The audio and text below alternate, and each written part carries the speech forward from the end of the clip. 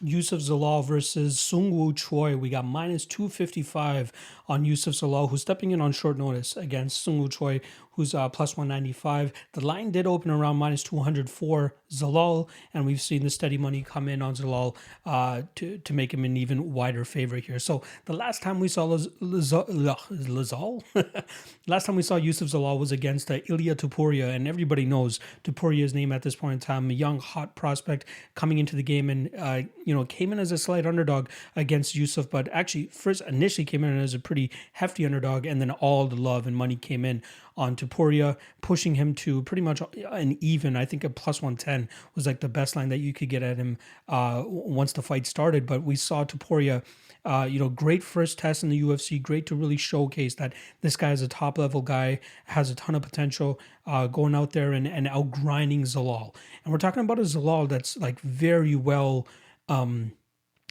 trained, and I believe he's coming out of Colorado on Team Elevation, but he also has a ton of experience too. Like last year alone, he made his UFC debut against Austin Lingo at UFC 258, and then goes out there and puts together, what is that, 4 fights in 2020. And going 3-1, obviously the one loss to Ilya Topuria. He still goes out there, beats Jordan Griffin, and then beats Peter Barrett as well too. And he was scheduled to fight Seung Choi that night. Instead, he gets Ilya Topuria and picks up his first loss in the UFC.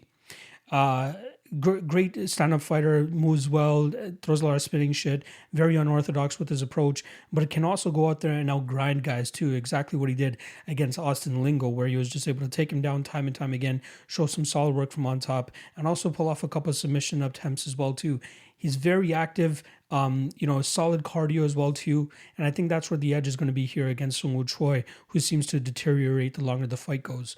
Choi, on the other hand, the guy's had a very tough run in the UFC. He's 1-2.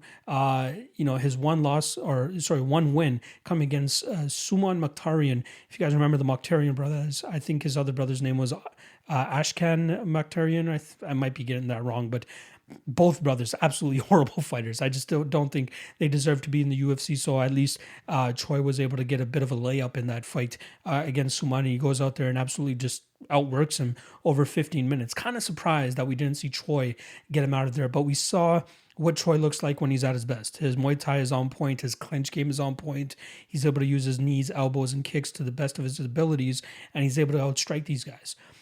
When your UFC debuts against a guy like Movsar Evloev, things are pretty tough. So he got outgrinded in that fight. Then he goes in against Gavin Tucker, who was on a mission. He lost for Gavin Tucker. He was coming off that loss to Rick Glenn, where he just got absolutely beat down, and he came back with a huge fire. In this fight against Seung Choi and just went off on him, eventually finishing that fight in the third round. Now, this is still a tough fight for Seung Choi, which is why he's such a hefty underdog here again. I think Youssef Zalal definitely can put the work on him, put the pace, put the pressure on him, make him move.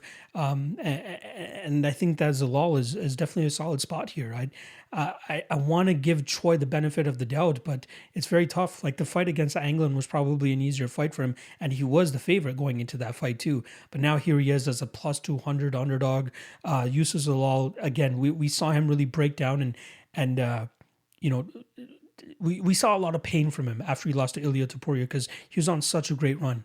And then he loses to Topuria. So I think we're going to see him come back with a huge fire under his belly as well too. And this is a great matchup for him against Choi.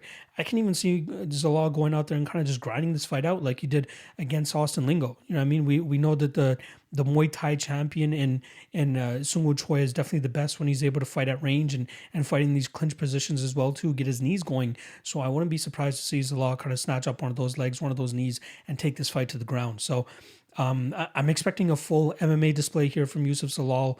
I'm expecting him to come through as a minus 255 favorite, and I think he's a solid parlay piece. I think he's a great fighter. Seung Choi has just had the worst luck of the draw in terms of the types of matchups that he's being put up against.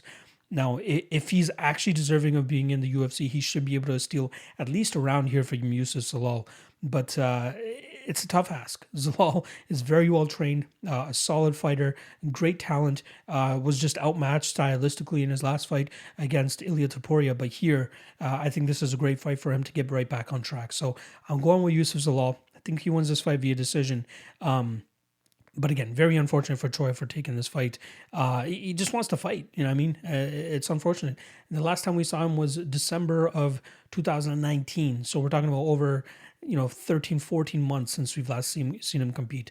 So he has to take this fight. You know what I mean? So once again, I got Youssef Zalal to win this fight via decision, just having, grinding him out, taking him down, doing some good work from on top, but just being the more active fighter. So once again, Youssef Zalal to win this fight via decision.